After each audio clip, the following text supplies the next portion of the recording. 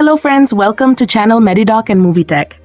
आज मैं आपको एक रोमांस से भरी Hollywood film Percy Jackson and the Olympians part 2 की पूरी कहानी हिंदी में बताने जा रहा हूं। तो चलिए अब बिना किसी देरी के शुरू करते हैं।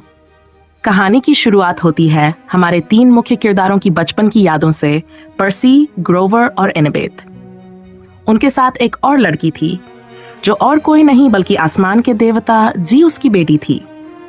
चारों कैंप की ओर भाग रहे होते हैं। पीछे पीछे खतरनाक जीव लगे हुए हैं जो डेमीगॉड्स को खा जाते हैं। ज़ीउस की बेटी अपने दोस्तों को बचाने के लिए खुद को कुर्बान कर देती है। वह अपने दोस्तों को कैंप में जाने के लिए कहती है और खुद बाहर खतरनाक जीवों से लड़ती है। लड़ते लड़ते ज़ीउस की बेटी मारी जाती है। ज़ीउस को अपनी बेटी का यह बलिदान व्यर्थ नहीं जाने देना था। वह अपनी बेटी को एक जादुई पेड़ में बदल देता है जो उस कैंप के चारों तरफ एक शक्तिशाली डाल बना देता है। इस डाल के कारण कोई भी साइक्लोप्स या राक्षस कैंप में प्रवेश नहीं कर सकता। समय बीत जाता है और पर्सी, एनेबे और ग्रोवर अब बड़े हो चुके हैं। वो लोग कैंप में ट्रेनिंग ले रहे होते हैं। इसी दौरान एक नई लड़की की एंट्री होती है जिसका नाम क्लैरा होता है। वह युद्ध के देवता एरेस की बेटी होती है और बेहद शक्तिशाली होती है। एक खेल के दौरान वो पर्सी को हरा देती है। इसके बाद पर्सी को प्रोफेसर चिरॉन बुलाते हैं, वही आधा इंसान और आधा घोड़ा। वहां पर्सी को एक और चौंकाने वाला सच पता चलता है। उसका एक सौतेला भाई भी है जो एक साइक्लोप्स है और उसका नाम है टाइसन। टाइसन को दूर से खतरों का एहसास हो जाता है। एक दिन कैंप पर एक विशालकाय रोबोटिक बैल हमला कर देता है। बैल आग उगलता है और हर किसी को घायल करता है। क्लैरा उस पर हमला करती है लेकिन असफल रहती है।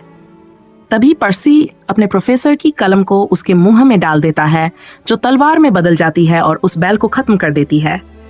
तभी वहां ल्यूक आता है, वही ल्यूक जो पहले मर चुका था। पर्सी उसे देखकर चौंक जाता है। ल्यूक कहता है कि वो देवताओं को हराना चाहता है और डेमीगॉड्स की दुनिया बसाना चाहता है। वह पर्सी से सहयोग मांगता है लेकिन पर्सी मना कर दे जाने से पहले एक चेतावनी देता है कि कुछ बड़ा होने वाला है।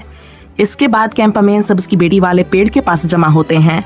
पेड़ अब कमजोर हो गया क्योंकि ल्यूक ने उसे झाड़ दे दिया था। इस काम तलब था कि सुरक्षा डाल अब टूट रही थी। प्रोफेसर चिरॉन उस पेड़ के लिए इलाज ढूंढते हैं। तभी ग्रोवर और एनेबे बताते हैं कि एक जादुई गोल्डन फ्लेस है जिससे उस पेड़ को दोबारा जिंदा किया जा सकता है, लेकिन वो फ्लेस बर्मुडा ट्रायंगल में एक साइक्लोप्स के पास है। अब पर्सी, एनेबेथ, ग्रोवर और टाइसन इस मिशन पर निकलते हैं। एक जादुई टैक्सी आती है जिसमें 3 अंधी बहनें ड्राइवर होती हैं और सिर्फ एक आंख शेयर करती हैं। बहुत खतरनाक तरीके से वो लोग वॉशिंगटन पहुंचते हैं, लेकिन उनके पास पैसे नहीं होते तो टैक्सी उन्हें छोड़ देती है।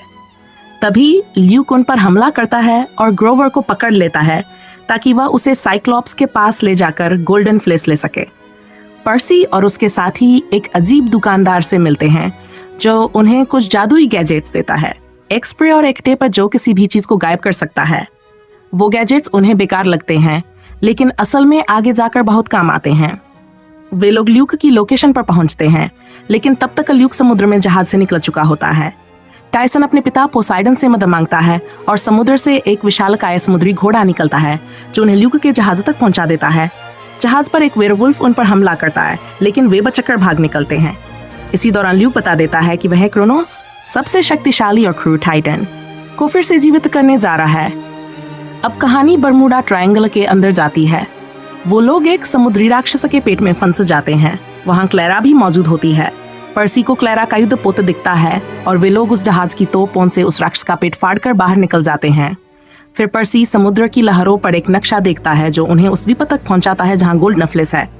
वहां एक साइक्लोप्स रहता है जिसने ग्रोवर को पकड़ रखा है, लेकिन ग्रोवर चालाकी से खुद को एक साइक्लोप्स बनाकर पेश करता है और पकड़ा नहीं जाता गोल्ड फ्लेस साइक्लोप्स के कंधे पर होता है। जैसे ही वे उसे निकालने की कोशिश करते हैं, साइक्लोप्स हमला कर देता है। टाइसन गिर जाता है और सभी सोचते हैं कि वह मर गया। ल्यूक वहां आता है और गोल्डन फ्लेस ले लेता है। वह उसे क्रोनोस के ताबूत पर रख देता है और क्रोनोस धीरे धीरे जीवित होने लगता है। तभी पर्सी अपने गैजेट्स की मदद से सबको आजाद करता है और एक जबरदस्त लड़ाई शुरू होती है। क्रोनोस का शरीर बन जाता है विशाल और भयावह। जैसे ही वह तैयार होता है, वह ल्यूक को निगल जाता है। सब डर जाते हैं, ग्रोवर को भी वह खा जाता है, लेकिन पर्सी हार नहीं मानता। वह अपनी तलवार से क्रोनोस पर हमला करता है। क्रोनोस डर जाता है क्योंकि वही तलवार उसके पिता पोसाइडन ने भी कभी इस्तेमाल की थी। पर्सी उस पर कूदता है और उसके शरीर को 2 टुकड़ों में काट देता है। क्रोनोस की आत्मा फिर से उस ताबूत में बंद हो जाती है और ग्रोवर व ल्यूक की आत्माएं बाहर निकल आती हैं। अंत में क्लेरा गोल्डन फ्लेस को ज़्यूस की बेड़ी वाले पेड़ पर लगाती है। पेड़ फिर से हरा हो जाता है और कैंप की सुरक्षा ढाल मजबूत हो जाती है। लेकिन सबसे बड़ा चौंकाने वाला पल तब आता है जब वह लड़की जो मरी थी वो फिर से जिंदा हो जाती है। अब वह एक आम इंसान के रूप में जन्म लेती है। पर्सी सोचता है, क्या यही भविष्यवाणी थी? क्या यही वो संतुलन है जिसमें ज़्यूस और पोसाइडन के बच्चे आपस में लड़ेंगे? और क्या भविष्य में फिर से क्रोनोस का खतरा मंडराएगा? यही सोचते सोचते पर्सी की आंखें दृढ़ हो जाती हैं और फिल्म यहीं पर खत्म होती है। अगर आपको ये कहानी पसंद आई हो तो लाइक करें, शेयर करें और हमारे चैनल मेरीडॉक एंड मूवी टेक को सब्सक्राइब करना न भूलें। धन्यवाद।